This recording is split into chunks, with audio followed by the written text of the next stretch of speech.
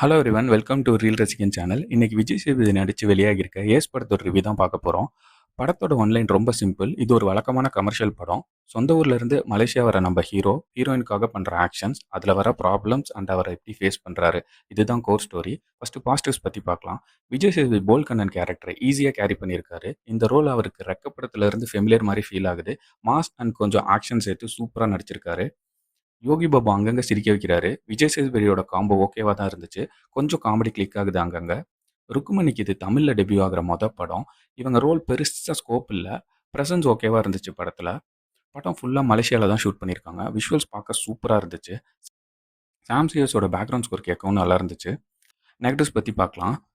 Villains role இன்னும் கொஞ்சம் ஸ்ட்ராங்காக எழுதியிருக்கலாம். படத்தில் வர ராபரி சீன் கொஞ்சம் நம்புற மாதிரி ப்ரெசென்ட் பண்ணியிருந்தா இன்னுமே பெட்டராக இருந்திருக்கும்.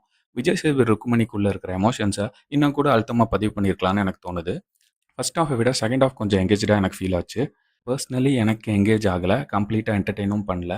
நீங்கள் ஒரு கமர்ஷியல் படம் பார்க்கணும், விஜய் சேதுபதி ஸ்க்ரீன் ப்ரெசன்ஸ் உங்களுக்கு பிடிக்கும்னா கண்டிப்பாக ட்ரை பண்ணுங்கள். இது போல் மூவி ரிவ்யூ பார்க்க ரீல் ரசிகன் சேனலை சப்ஸ்கிரைப் பண்ணுங்கள். தேங்க்ஸ் ஃபார் வாட்சிங்.